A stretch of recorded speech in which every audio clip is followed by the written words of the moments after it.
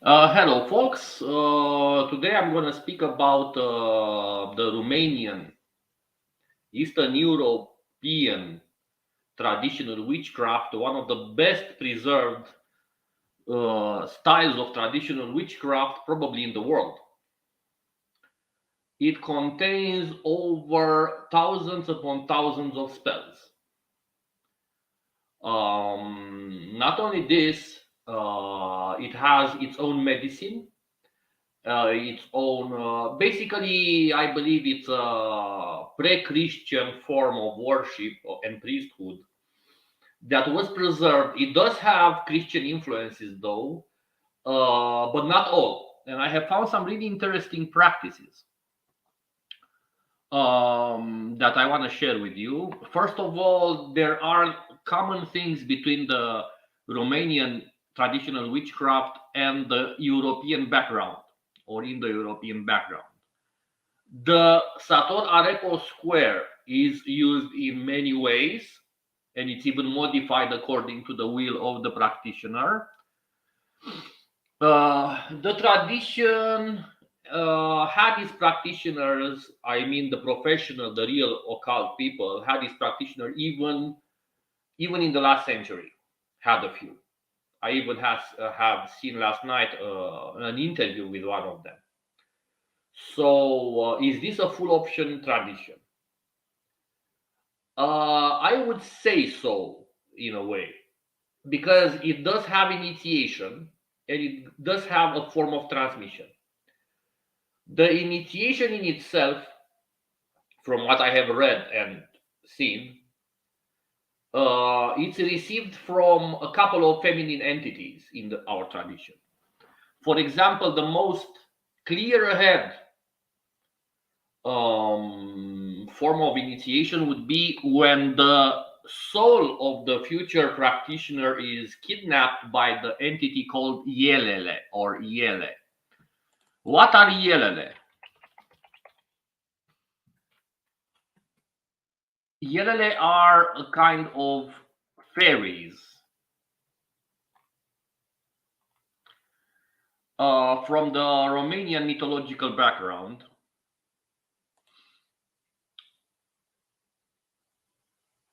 The modern people and the academicians cannot put the finger on them too well. They are much akin to the nymphs, naiads, dryads, and sirens. And on our neighbors, the Bulgarians, they are called Samodiva.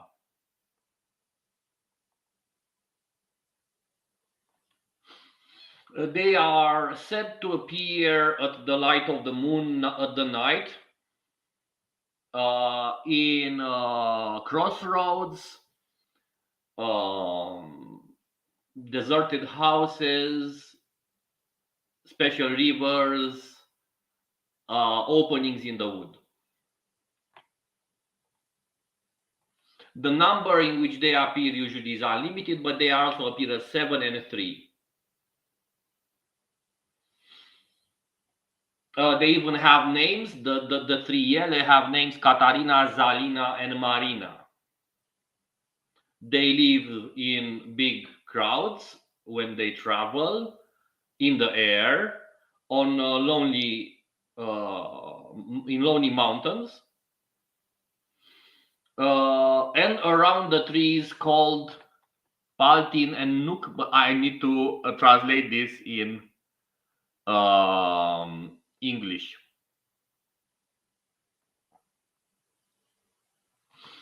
Um, because of the Christian influences, they appear in some folk witchcraft as the enemy of man, when in reality they are the initiators in the tradition, this IRL. Because of the Christian influence, some witches around here prefer to be initiated by the Saint Mary. But in actuality, it's not about Saint Mary there, it's about the Ielele as and they are revered. They are also feared. We have even a night here in Romania around Rusali that is dedicated to them, and one can meet Yelele in the forest in that night. All right, so the soul is kidnapped by the Yelele for an entire full night. They are initiating the soul and they are teaching the soul specific witchcraft. Hello, hello. I have chosen to do the Romanian witchcraft folkloric tradition in English because I do believe people deserve to know about the tradition that has remained not really untouched, but it has a full option. You know, as I said earlier in the video, more than thousands upon thousands of spells. For example, in the Romanian folkloric tradition, there are more than 60 cures for illnesses done with spellcraft. More than 60 cures. Yeah. So moving on. So Yelele would be the initiators of the tradition. They are initiated women, initiated spirits who bring the soul up to that level. Then, after you have heard the incantations from someone in the tradition, it's said that you can also say them. But you cannot also say them normally. There is a certain practice to cultivate the spell. So there you go. There is a practice to cultivate the spell. Not many surviving practices from the pure tradition, I mean. I'm only speaking here about the pure tradition. If you can improvise and go hedge witch and go working by the compass and whatnot, that's on you. I mean, working on the compass is something traditionally done here. That's not a problem. The idea is this. Speaking only and only about tradition, there are remaining prayers that are used to protect and enhance the person that practices, and this is very important. Last night, for example, they have never been translated into another language, by the way, these spells that I'm speaking about here. So if someone would be interested to know about this folk tradition, bear in mind that not even Romanians know about this. So bear in mind that even this is the folkloric Romanian tradition. Actually, a very small percentage of practitioners and spiritual people in Romania know something about it. The majority of people here do not know anything about their own folkloric magic. So this folkloric magic is rich, guys. It's so rich that I need to give you some examples here. For example, look, there is meteorologic magic that people learn even when they are little in the tradition. So if someone grows in this tradition from a young age, they know a few spells already, and some spells are even done in groups. Two of the most known spells done in groups to cast away the rain or to bring the rain back. Paparuda and Caloianu. Paparuda and Caloianu are two meteorological spells that are done in groups. And what is Caloianu about? Caloianu is also a deity. It is the big horse, let's say. But it's not the horse as an entity or as an animal. It's more about the traditional trans horsing or the traditional possession. For example, in Romania, we have the Călușari tradition, where Caloianu is their main god, definitely.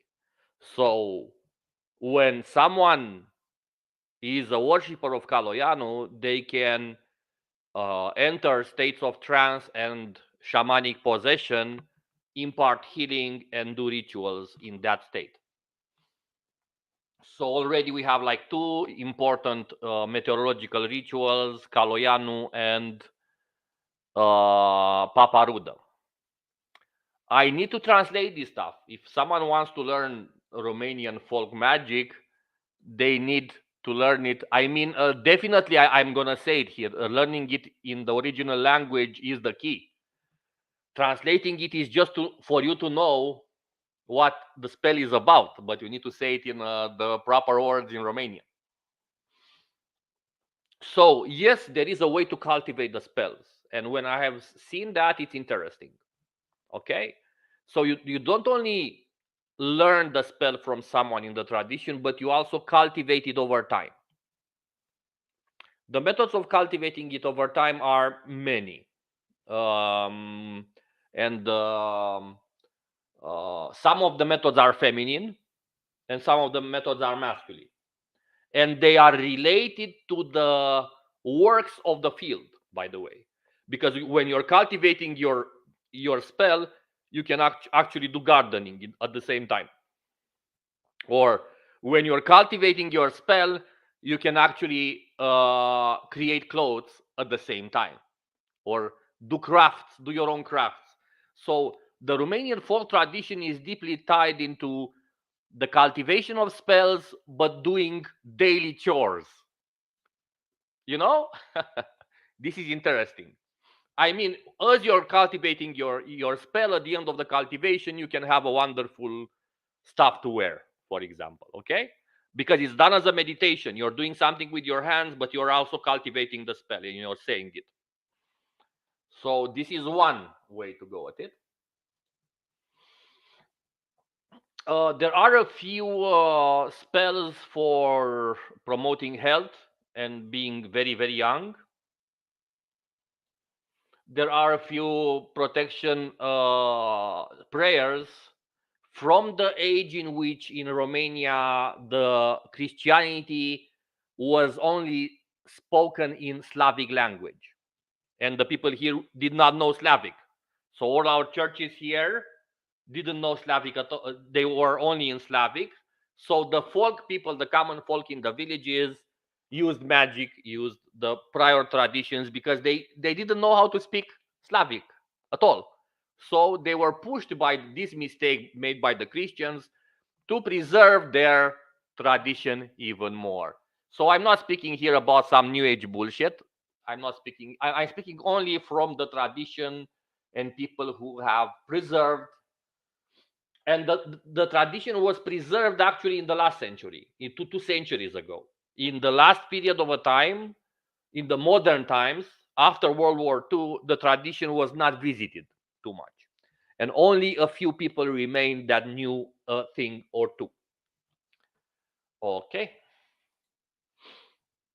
So let me present to you a few elements of the wisdom of this tradition.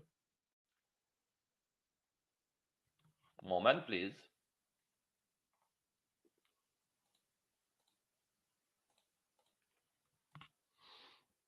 Giving you a few heads up here and now and there.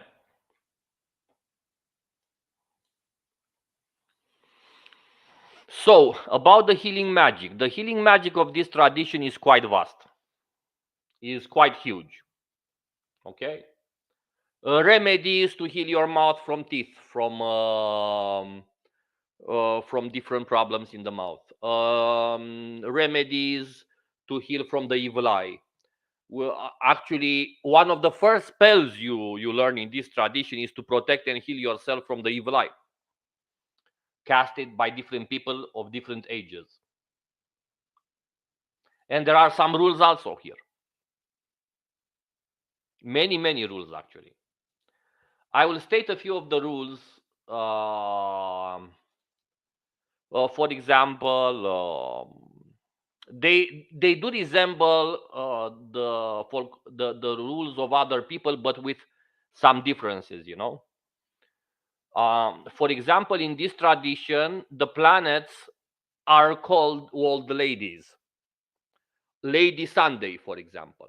So actually, we call here the planets Lady Sunday, Lady Monday, Lady Tuesday, Lady Wednesday, Lady Friday, Lady Thursday. And all these ladies give you blessings or curses.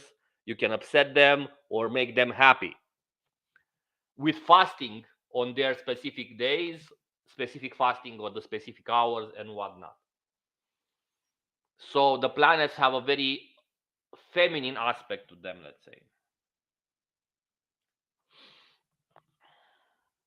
Certain types of enchantments are okay to do in to strengthening enchantments are okay to do in increasing moon, and in decreasing moon you can do some kinds of disenchantments, let's say.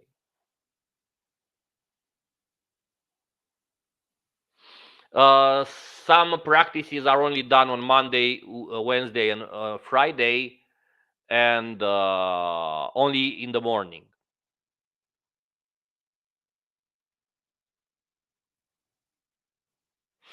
And some spells are never cultivated or done on Sunday.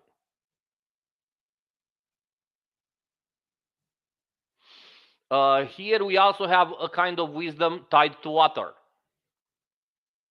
It's called undrunk, unbeginned water. So true magical water in this tradition is the water from which nobody has drunk that day from the specific river. So what you need to do is go up at the river around you or somewhere around you and take water that nobody drank from. Not only nobody drank from, but also um, when you come back from your journey, it must be before the sun rises and nobody needs to see you on the road. So there are a few conditions to bring home magical water from a spring that nobody has drank from that day before the sunrise.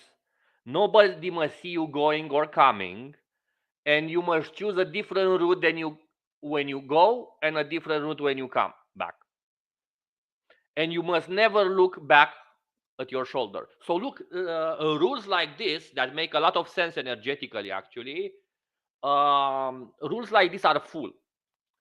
Every spell has a big recipe sometimes attached to it to cure someone of that or that affection. So there are huge recipes for every spell. I'm gonna give you a few examples in this direction.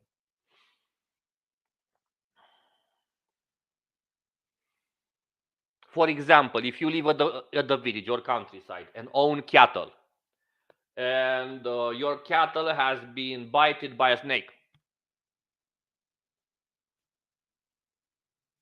you need to have a bowl with magical water, like I said before. Um, some leaf from a willow, some salt. You have also a magical belt, and with one end of that magical belt, you need to turn the water in the bowl, and you need to anoint the wound of the cattle with that water as you are saying a spell. And this is like a very small thing. Okay, very interesting, very interesting.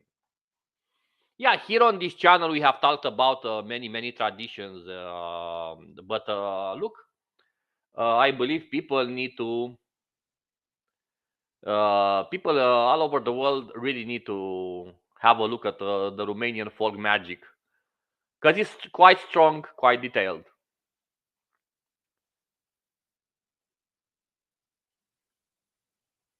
All right, all right. Are there any questions right now?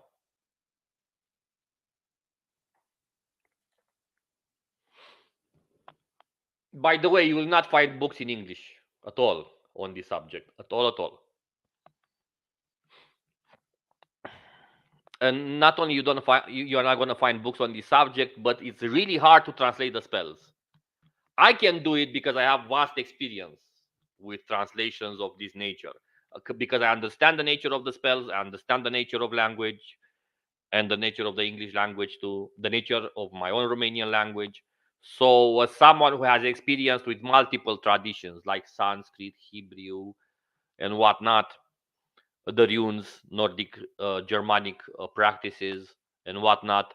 For me, with my vast experience, it's easier to translate spells. But if someone wants to get into this a bit more, Uh-huh. What would be the best protective thing you could do to protect yourself against harsh marching against you? Well, in this tradition, there are some fearsome spells for this, my friend. There are many ways to do this. Many ways. A few hundreds of spells, if not thousands of spells, are dedicated to this. And you can also find out what type of harsh magic was done on you, actually. And you can protect yourself from that specific thing. Look, let's look in this manual I have here. I have a couple of dozens of very rare manuals around here. So let me there are a few spells for this. Yeah, let me go at one of them since you asked. Okay, visiting it right now for you. It's quite dangerous actually to use this strong protective magic. Is very dangerous for the person who has initiated any harm against you. They are put in great danger, very great danger. It's a big danger for them if they done this.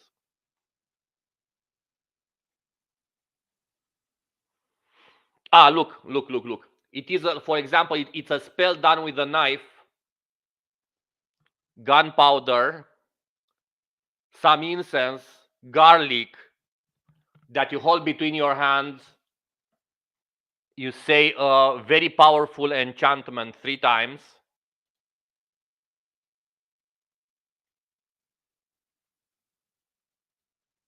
And then you cast away the thing you have holding in your hands without looking in the direction. You need to cast it away on a window that faces the sunset. You, together with some money, because you're paying the spirits to do the job of protection for you.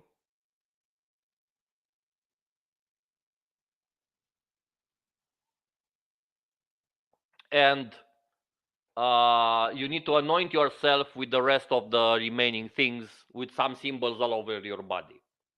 So this is just one spell. One spell.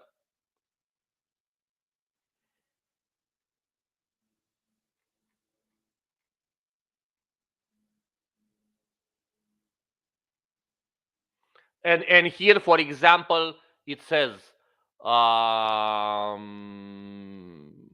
there is a spell of protection done with charcoals. Actually, charcoals are very highly in high regard. Actually, in this tradition, and the spell is so powerful that it doesn't return back the evil 2 times, 3 times. It's even said in the spell, I'm not returning this spell 9 times, I'm not returning this spell 10 times, I'm not returning this spell 12 times, I'm returning the spell 99 times. All right, so it's pretty, the tradition is very harsh on magical attacks. Definitely, because this is something you don't need to speak publicly about. I cannot give you the spell though, but you got the idea. You got the idea. I haven't practiced magic since I was a kid, but as I get older, I'm starting to see people's auras and energies. A couple of months ago, I've had energy negative sent my way for what reason I don't know. Probably you wanted to say. Yeah, this happens all the time in the modern day because in New Age people have access to a limited level of energy work, and with that limited level of energy work they start abusing each other in a new age bullshitting style. Okay, anyway, yep. So yep, and some spells are quite long, by the way. Some spells you need to recite them, and you need to learn them by heart actually. So some spells are long and you need to memorize them because you're also cultivating them. Okay, the most traditional way to get into this tradition is to contact the Yelele type of entities. to do this is not so easy. To learn this from a practitioner, to do this is not so easy, because you need to be next to the practitioner when he's healing or when he's doing the spell. There are a few, so there are ways to get into this tradition, but it will mean that you need to not necessarily learn Romanian, but at least say the spells or say the practices in the original language. Okay, and you would need me to translate a few stuff for you, because, for example, there are many categories of spells, and you need to know at least 10 to 20 to 30 spells from every category to call yourself skilled, and then you need to cultivate every spell. A spell once learned and said once doesn't work. You need to cultivate it, and this is also look. I have found this to be a thing in every big tradition. Okay, so you need to practice it before it works. That's for sure. But if you want to get into magic, Stevio, try folkloric traditions. Don't go for the modern bullshit. The modern bullshit doesn't work. Okay? It's full of entitled people and people that are uprooted from their folkloric tradition. Folkloric tradition, popular magic is the best by far, because it has something from an old age that the modern paths do not have anymore. It has an old feeling of authenticity to it that the modern paths lack nowadays. All right. The main initiates of the tradition that I speak about were called the Solomonari, or the Salmans, people of Zalmoxe, and they didn't only knew enchantments to say with mouth, they were also highly versed in runes and highly versed in symbolic, occult, seal, or sigil magic. I will provide a few images the next time with those types of spells. All right. Um, the men were called Solomonari. The initiation were done. So very interesting. As the Christian age dawned upon the Eastern Europe, this tradition became more occult and more hidden. The schools of Solomonari, which has not, they have nothing to do with King Solomon, by the way. These guys are concrete witchcraft guys, from pre-Christian times. Their schools were secret schools around mills, the mills of some villages in the mountains. So if you wanted to get into this tradition, you would have needed to visit a mill. The guy at the mill, or the family at the mill there, could have known something or someone about it. So it was like a secret society. The initiations were held underground in caves or in underground houses. The meetings were held around mill wheels. Very strange. So you had a big mill wheel, the one that goes in the water like this, Probably my English is not perfect, so I need to explain more. So the meetings were held around the wheel mill, and the magical teachings were imparted to the new initiates there around the mill. There were many types of Solomonari, and one of their basic skills was meteorologic magic. There is no such thing as a Solomonar who knew only meteorologic magic. That was a basic skill for them. They used to go with a sound making device of wood that they conjured weather with or casted away the clouds. You can hear this sound in Romania at some monasteries, but they don't know the origin of it anymore. The origin of the toaca is actually pre-Christian.